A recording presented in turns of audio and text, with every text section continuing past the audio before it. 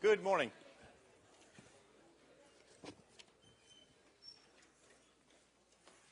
Today, we move in the direction that takes a big turn from the direction we've been going in so far. All the devices we had up to now, resistors and voltage sources and even your digital devices like the AND gate or the inverter and so on, had a very specific property. Okay, we didn't dwell on that property, but that property was that these were not what are called memory devices. In other words, the outputs at any given time are a function of the inputs alone. Okay, in other words, if you took your inverter or your NAND gate for that matter, and you built a circuit comprising 15 AND gates connected in structures that we've talked about, you apply an input and boom, you get an output. And your output is a function of the inputs alone, right? Same way with your resistors and voltage sources. At any given point in time, your output, VO of t, was some function of the input, VI of t. What we're going to do today is discuss a new element, okay, which will introduce a whole new class of fun stuff for all of us to deal with. Okay, and that's called storage. In other words, the output of a circuit is now going to depend not just on the inputs, but it's going to depend on the background, or it's going to depend on where the circuit has been in the past. Okay, so past is going to matter. Okay, it's a very fundamental difference. And what I'd like to do is start by, giving you folks a little bit of a surprise. So I'm going to do a little demo, taking two of your inverter circuits.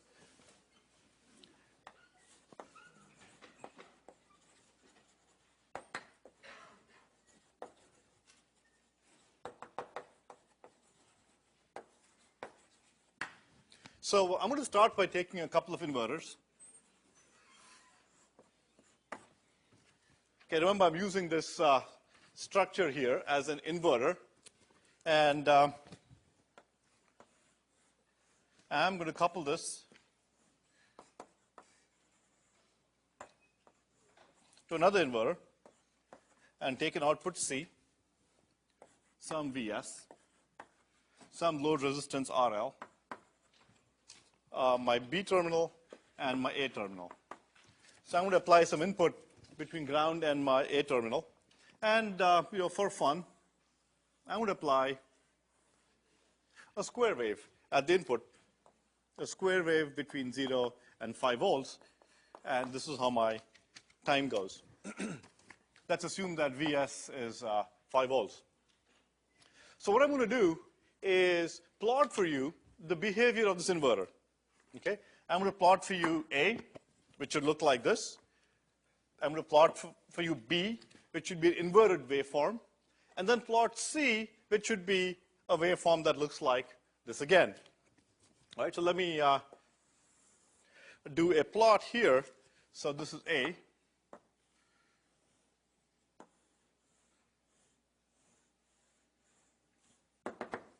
And so on. Time goes this way. And let's say this is between 0 and 5 volts.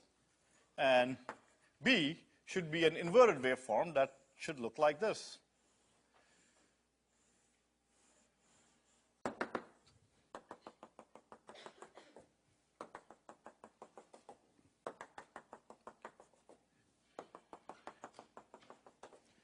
If all that we believe of the world so far is true, then this is how things should behave.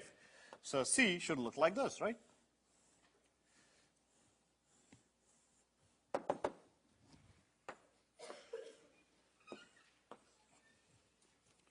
Okay, so this is what the world should look like, and if everything that you've learned about is true and correct and all of the good stuff. So let me show you a little demo and see if I can try to pull the rug out from under all that you've learned so far.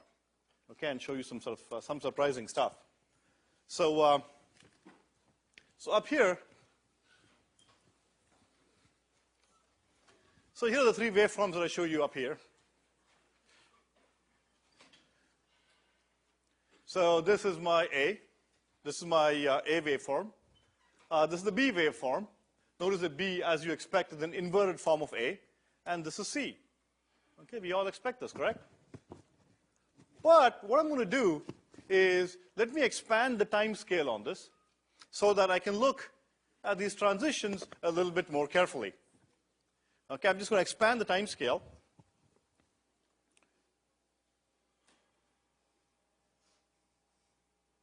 There you go.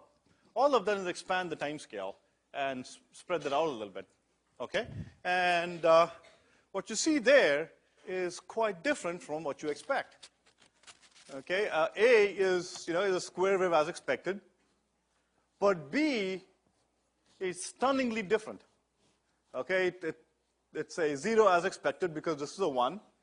But here I get some really strange behavior. Okay? A behavior that is like nothing on Earth. Okay? Like nothing we've seen before. And then, of course, it becomes a 1 eventually, but there's some really, really shady stuff going on here. Okay? And so far, you're not prepared to deal with this. Okay? We haven't given you the facility to deal with this issue. What's the problem with this? Now, we could say, who cares? What's the problem with this? Let's look at it. Let's look at the result. So I'm looking at this. I'm focusing on this piece here, and notice that instead of being a sharp rise, it looks like this. Okay? It's going up a little bit more slowly. What kind of problem would that create? The problem that creates is the following. Okay, let me play around with this graph a little bit more. What I'm going to do is just take this output here, the C output, and line it up against the A output. Okay? And so I'm going to line up the C waveform on top of the A waveform so you can see for yourself if something really, really strange and nasty is happening. Okay, I'm just going to move up the C waveform and line it up.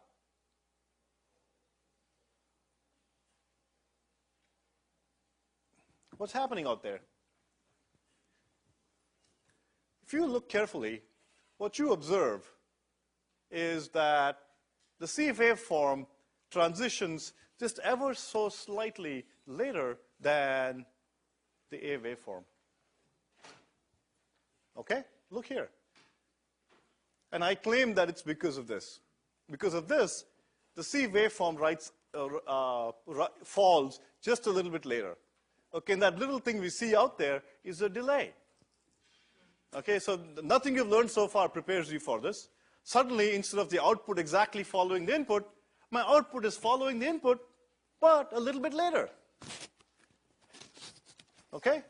And it is this fact here, it's this fact of life, that things happen a little bit later, is really the reason why each of you and all of us keeps buying new computers every couple of years. This simple basic fact. If this fact of life didn't exist, you would buy one computer and be done with it for life. Okay, Intel would make a gobs of money 1 year, and so would Dell and Gateway and so on, and then no more. That's it. This is it. But because there's little itty-bitty difference here, okay, our entire semiconductor technology is charging along, trying to do something about that. You buy newer and newer computers each year. It turns out this little itty-bitty thing here, that is called the delay, the inverted delay. Okay? And it happens because of a specific element that has been introduced here that we haven't shown you so far. And a large part of our semiconductor industry and follow-on courses and design and so on focuses on how can I make my delay smaller? How can I get to be faster and faster and faster? Okay, this relates to how fast we can clock your Pentium 4. Okay, remember it went from, it came out at 1.3 gigahertz? What's the fastest Pentium money can buy today? What's the fastest P4? Oh, 3.2s have come out? I don't know. Ken claims 3.2. But yeah, there you go, 3.2 gigahertz. It's all got to do with this little itty-bitty thing. Okay? You saw it for the first time here. Okay, when some of you go become, CTOs at Intel and so on, just remember that it all began on October 16th, with this little rinky-dink thing here. Okay, so what you're going to learn now is some really cool stuff, okay, that has huge implications for life. So why does that happen?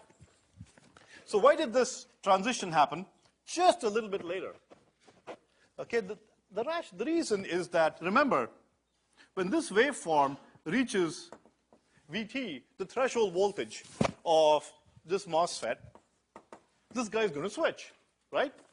So because of the slower rise of the voltage, the VT is going to be reached ever so slight, a small amount of time later. Okay, so I'm going to hit VT slightly later, and because of that, this guy is going to transition just a bit later. Okay, because this intermediate waveform B is slower, it hits VT just a little bit later than if it would have made an instantaneous transition, and therefore my output falls just a little bit later, and this gives rise to my delay in the inverter. Okay, we can call that D if you like. Okay, some delay. Okay, so in your course notes, this material is covered in chapters 9 and 10.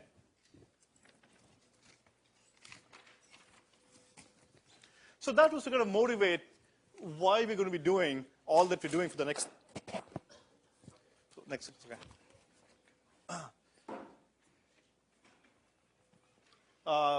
Don't anybody come within a foot of this even by mistake. It's and I mean it. It's pretty deadly stuff. Okay. So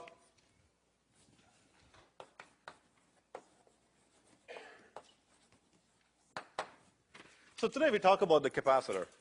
Okay, and in the next couple of lectures, I'm going to tie it all together and show you how this relates to that. Okay, shows you exactly how the delay happens. You can compute it based on some simple principles that you'll learn about in the next couple of lectures. Okay, so what I'm going to do is, first of all, show you, I claim that that delay happens because of the presence of a capacitor somewhere in there. Okay, what I'll do now is take you into a closer look, at the MOSFET and show you where the capacitor is. So this is the MOSFET that you've seen so far, drain, gate, and source. Okay, this is called an N-channel MOSFET. And what I'm going to do is dissect this and show you what's actually happening, what this looks like on silicon. Okay, so the MOSFET is, so here's my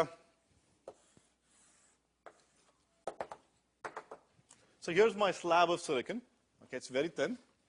And let's say this is, I won't go into details here. You'll learn a lot more about this in future device classes like 301 and so on. But suffice it to say, I'll just introduce it here to give you a sense of where the capacitor is.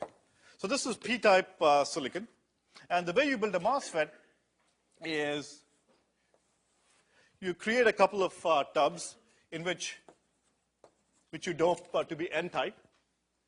Okay, the basic silicon here is doped P-type, and this guy here is N-type. And what you do is a thin oxide layer is placed on top of that, and then on top of that, a thin metal layer. Okay, this is a metal layer. This is a thin piece of oxide, silicon dioxide.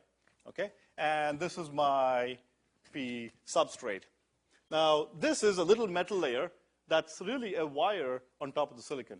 Okay, this metal layer, could be some sort of a wire that meanders around on the surface of silicon, and this is the wire that connects to the gate. This is the gate of my MOSFET, and this guy here is the drain, and this guy here is the source, and this is my gate. Okay, so there's a little piece of metal here. This is this piece of metal here. And there's a piece of oxide, and then my silicon substrate. So notice that this is my oxide.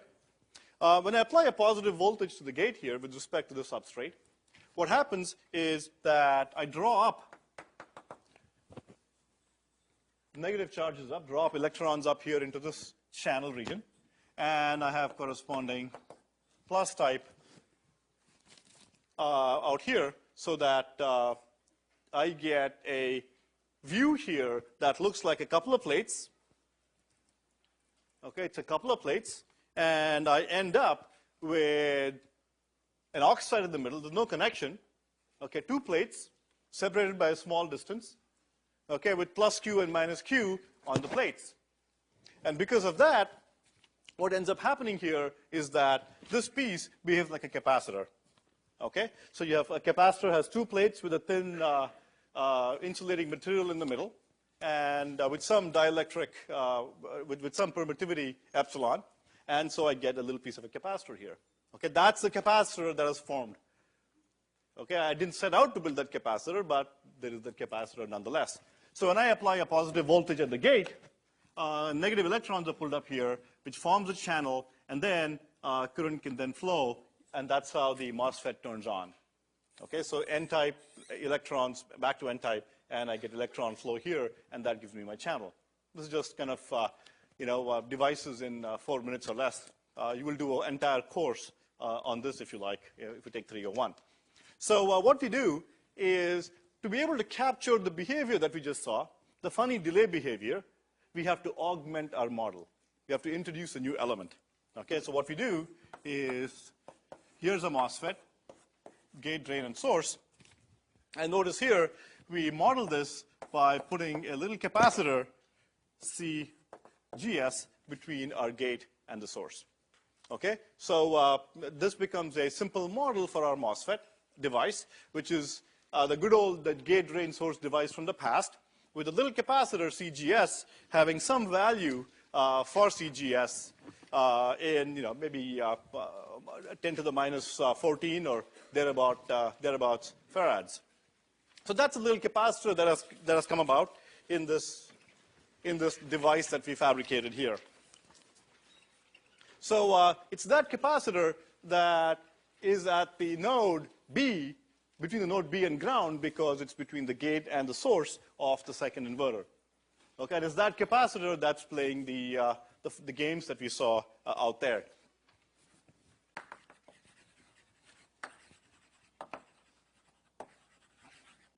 So let's look at some of the behavior of an ideal linear capacitor. So a capacitor, as I said, has a couple of plates.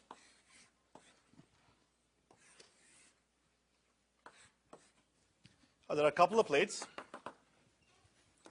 Between the plates is some dielectric, permittivity epsilon. Let's say the area of the plates is A, and let's say the plates are separated by a distance D. Okay, I get some charge here, let's say Q, so Q and minus Q on the capacitor. And the capacitance C is given by epsilon A divided by D. Okay, where epsilon, as I said, is the permittivity of the dielectric. Okay, so if it's free space, then it would be epsilon 0, which is the permittivity of free space. So that's the capacitance in farads. And the symbol looks like this, capacitor C, voltage V, current I. So this, much like the resistor, voltage source, and so on, this now becomes a primitive element in your tool chest of elements, okay, like the voltage source and so on. Capacitance with the voltage V across it and a current I, and I've assigned the associated variables here according to the associated variable discipline. A question to ask ourselves is, remember we said we're all now in a playground from all of nature in this playground where the lumped matter discipline holds. Okay, and also remember that we said that for the lumped matter discipline to hold, we have to make a couple of assumptions. One of those assumptions was that dq by dt for all our elements should be 0 for all time. Okay, so right now, what about the capacitor? Okay, it's got some charge, Q. Okay, so charge must have built up somehow. Okay, so does that mean that I lied all along, that we're no longer in this playground, that we've been ejected from the playground because of the capacitor? Or are we still in the circuits playground in which the lumped matter discipline holds, and all good things happen, and so on. That seems like a contradiction, doesn't it? I said, I took you from Maxwell's playgrounds to the ECS playground, where I said the lumped matter discipline holds. And one of the foundations of the LMD was that dq by dt should be 0 for all time inside the elements that we're going to deal with. And right now, boom, it's not 4 weeks into the course, and Agarwal introduces an element, and it's got Q in it. Okay, it turns out that the capacitor also adheres to the lumped matter discipline. Remember, the discipline says that dq by dt is 0 for all time within elements. Okay, so I'm going to be clever. What I'm going to do is I'm going to choose element boundaries in a very clever way. Notice that if I have Q here, okay, on this plate, then I get minus Q on the other plate. Okay, so if I take the whole element, the element as a whole, okay, if I'm careful in terms of how I package my boundaries, okay, if I put both my plates inside my boundary, my element boundary, then I still do get the net charge being 0. Okay, so dq by dt is indeed 0 for all time, provided I make sure that my element has both the plates. Okay, so therefore, if you come across somebody else that gives you an element that says, I have an idea, let's create a new branch of electrical engineering in which we model a capacitor not as one element with 2 plates, but let's build a capacitor, by combining 2 new elements. Okay, some 2 garbage elements called G1 and G2. The G1 is like the top plate, G2 is the bottom plate. I put them together, I get a capacitor. But notice, if I just pick one plate, then the element G1 will not adhere to the LMD. Okay, it adheres to the LMD because I choose my element boundaries in a way that both plates come within it. Okay, so it's very fundamental and key, and you can read a lot more about it in the course notes. Okay, so I purposefully dwelt on that simple point because I think it's foundational and important, and you really need to understand that the capacitor does satisfy LMD. We are still in the good old playground. Okay. So a few simple facts here. These are in the notes, and you've also seen this before, I'm sure. I can relate the charge to the capacitance and the voltage as Q is equal to CV. And Q is in coulombs. This is in farads. And this is in volts. Okay? So there is some charge Q stored on the capacitor. And it's in coulombs, and Q is equal to CV. So I can differentiate this with respect to time to get the current. And that becomes I is dq by dt. So the current at any given time is dq by dt. And so I substitute for Q in terms of CV here. That's what I get. Okay, so the current I is d by dt of CV. A 6002 assumption. Okay, and capacitance in general can be time varying. Okay, I can get time varying capacitors. In fact, there are some sensors which are capacitive, and as I talk, my sound waves can change the pressure on the top plate of the capacitor and move the top plate of the capacitor, thereby changing the capacitance by moving the plate. Remember, D here, as the plate moves closer, I get a higher capacitance. So we won't be dealing, unless explicitly said so, with time varying capacitances.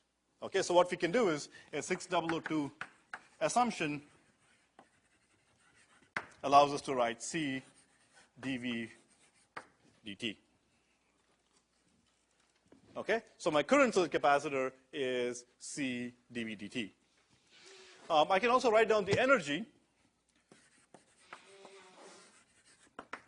Capacitors store energy, and energy is given by half CV squared.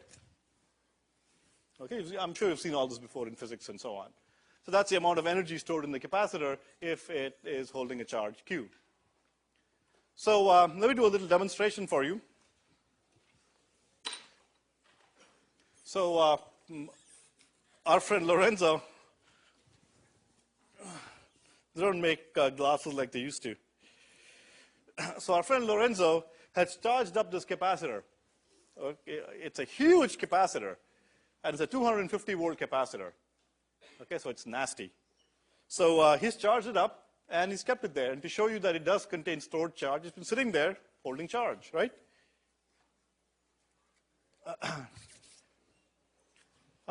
Maybe the first row should kind of just go backwards. Just step back for a second. I think you guys would be safe, but you know, I just don't want to take any chances.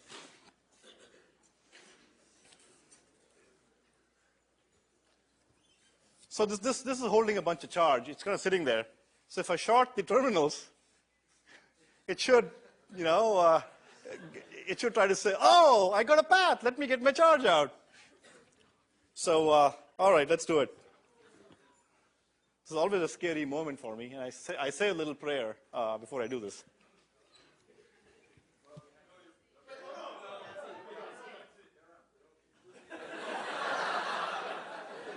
Good? Okay.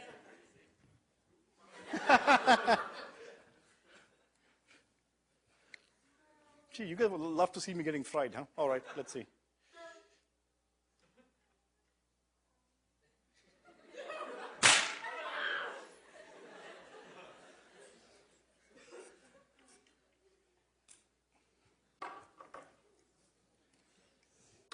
So it did contain charge.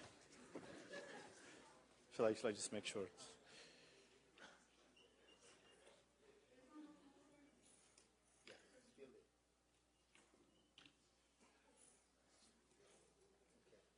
Okay. So there's a reason why Lorenzo puts one hand inside his pocket when he shorts it. Because there's a natural tendency to hold the wire with both hands and say la la la la la la la la and go and put it across the capacitor. So by doing this, you're guaranteed that you'll just be using one, touching it with one hand. Okay.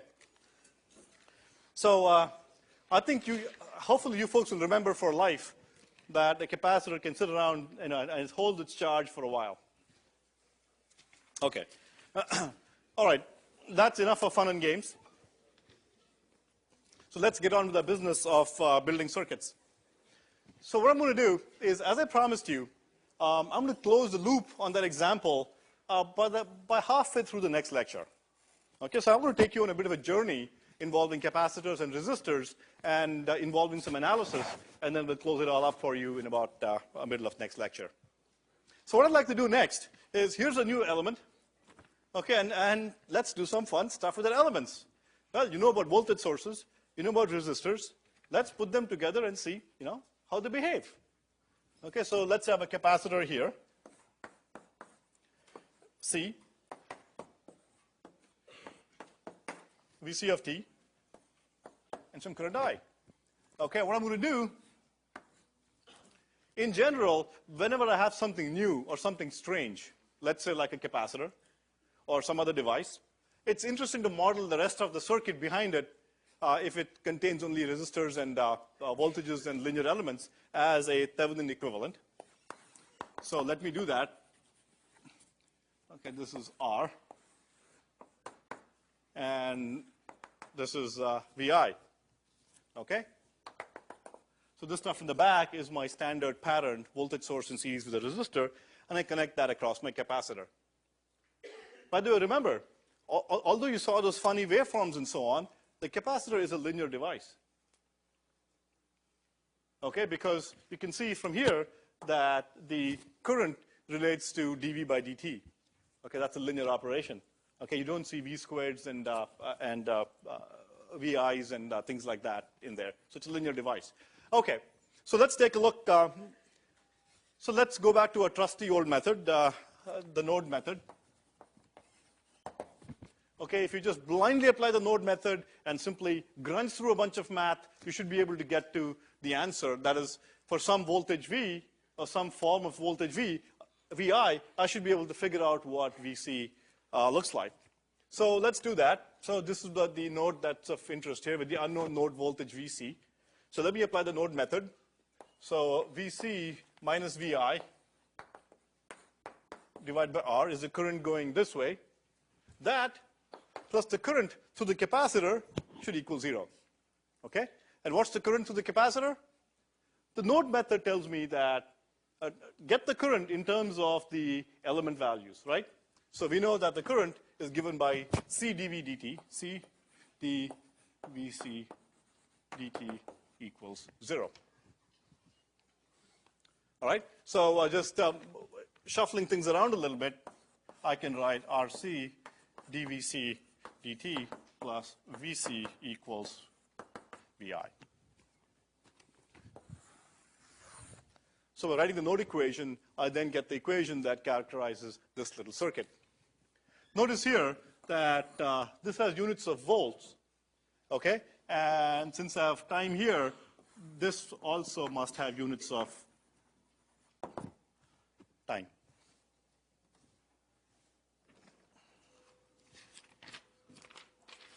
Okay, so let's go about solving this little circuit and understanding how it behaves. The specific example that we will look at looks like this. Let's say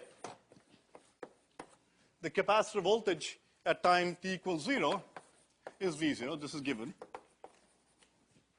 Okay? So at time t equal to 0, I'm telling you that the capacitor contains a charge, and because of that, there's a voltage V0 across it. That capacitor had a voltage of 250 volts across it. In most of the devices we deal with in laptops and so on today, like the Pentium 4, voltages are on the order of 1.5 volts, very, very small voltages. All right? And so that's the value on the capacitor, the voltage. That's called the state. This is called the state. Capacitor state. It's the state of the capacitor. And I also give you that VI of t is VI.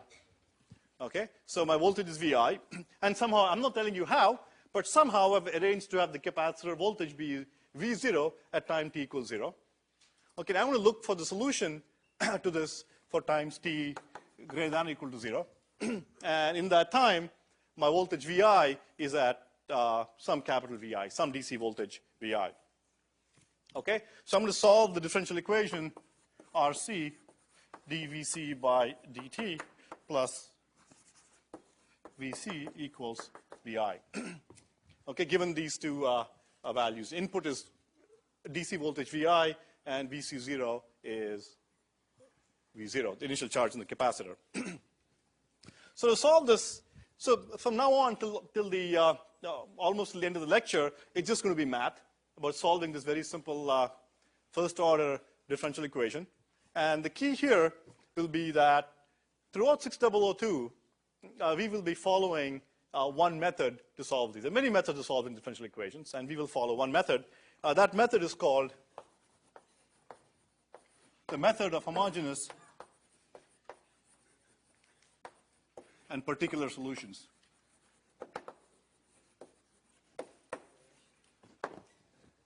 Okay? In 1802, I believe, you would have learned about maybe this and certainly other methods. Okay, you can use any method to solve it. We'll just stick to one method, and this is also used in the course notes. So in this method, what we do, we take the solution VC by finding two other components. One is called the homogeneous solution, and summing that up with the particular solution. And that's the total solution. The total solution is sum of the homogeneous and the particular solutions. And the method has 3 steps. Okay, as I said before, we will be using this method again and again with every differential equation that we encounter in this course. And you won't encounter a whole lot. So the first step, we find the particular solution. Okay, the second step, find the homogeneous solution. Okay, the total solution is the sum of the two. Okay, and then find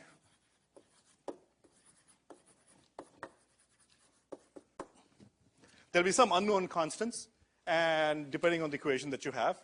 And in the end, we simply find the unknown constants by applying the initial conditions that we have. Okay, boom, boom, boom. Particular, homogeneous, find constants. Particular, homogeneous, find constants. Three things. So let's go about solving this equation and apply those three conditions. Again, remember, what I'm doing now for the next 10 minutes or 15 minutes, okay, is using math that you know about to simply solve this first order differential equations. Okay, there's nothing really new that I'm going to talk about here. So one is to find the particular solution VCP, okay, and which will then be added into the VCH to get me the solution. So where you find the VCP is you find any solution that satisfies this equation. Okay, this is the equation. You find any solution that satisfies it. Okay, and find the simplest possible solution that money can buy and find it. That's a particular solution. Any solution is fine. So in this case, a really simple one would be VCP equals VI. Let's see if a constant works.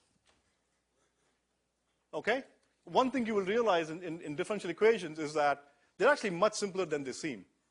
And the reason is that almost every time you have to assume you know the answer, okay, and then you're checking to see if what you assumed was correct.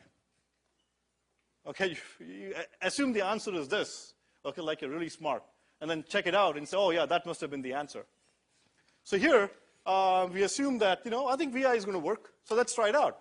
So substituting in here, so RC, d by dt of VI is 0. VI is a constant.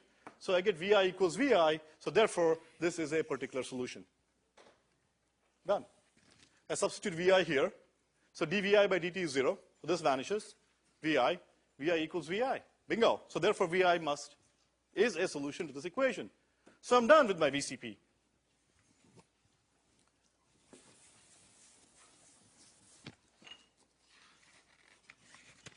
And in general, what you have to do is use trial and error. Okay? By trial and error, try out a bunch of solutions. Okay, till you get lucky. In general, again, in all of 6002, for many of the excitations, a simple constant usually suffices. Our second step is to find the homogeneous solution. And we can also do that by very quickly. And to do that, we have to find a general solution to the homogeneous equation. The homogeneous equation is the same differential equation, but with the drive set to 0.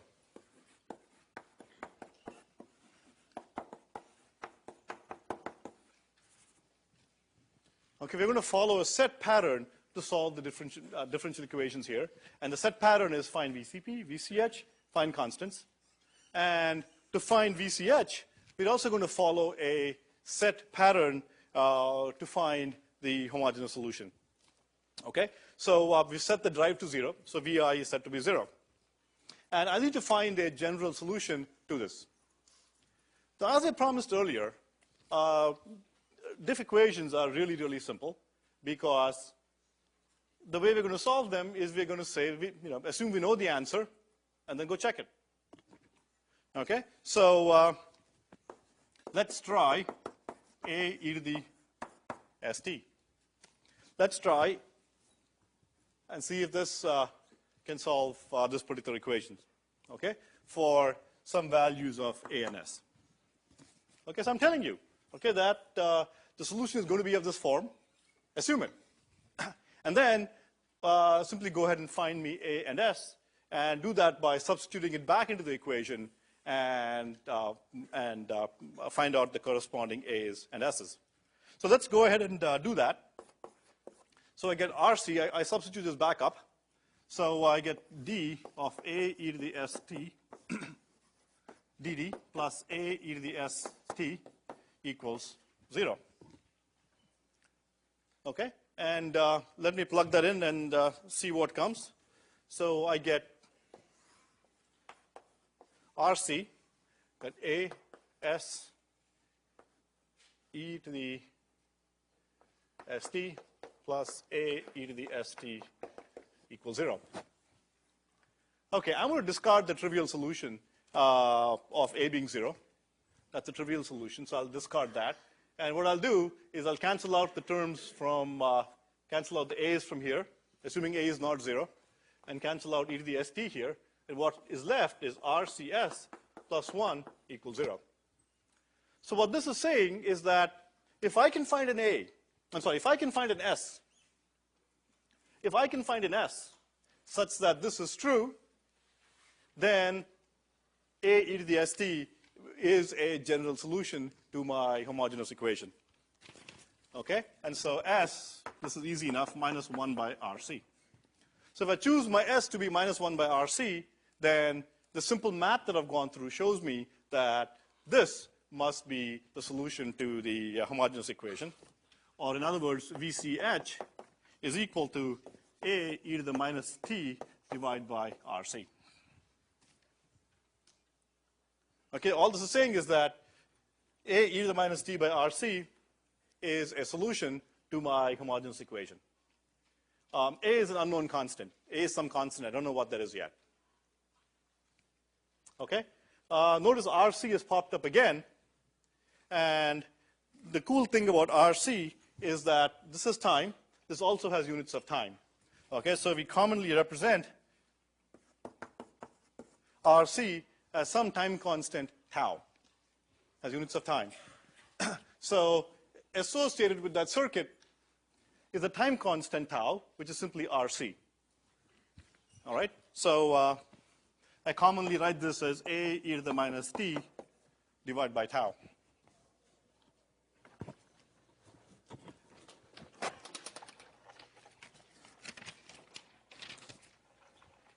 So I'm very near the end here. So I have the particular solution here. I've got the homogeneous solution there. Okay? Oh, I need to make one more, tell you about something else. And the way I found the homogeneous solution was in 4 steps. I assumed the solution of the form A e to the st. I assumed the solution of the form A e to the st. Okay? I created this equation here in S. Okay, this is called the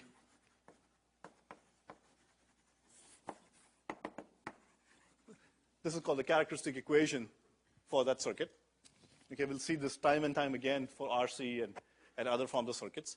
So assume a solution of this form, construct the characteristic equation, okay, find the roots of the characteristic equation.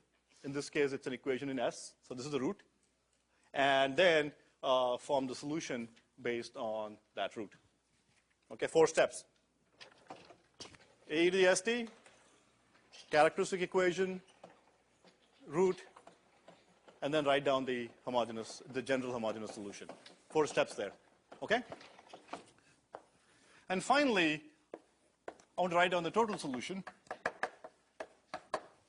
And the total solution is simply VCP plus VCH, and VCP was VI, and VCH was A e to the minus t by tau. Okay, tau is simply RC.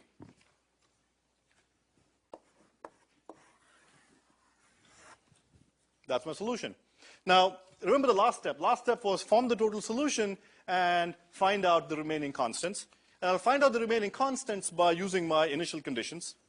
So I know at t equals 0, I know that Vc equals V naught. Okay, I know that. And so therefore, I can substitute t equals 0 to find the constant. So I know that Vc is V naught at t equals 0. So at t equals 0, this thing becomes 1. And so I get this equation, and from which I get A to be V naught minus Vi. All right, in other words, my solution Vc is simply Vi plus V naught minus Vi e to the minus t divided by tau. Okay, so the last 15 minutes have just been math. Okay, no electrical engineering here, but electrical engineering stopped at the point it wrote this differential equation down, went through a bunch of math, and came up with the solution.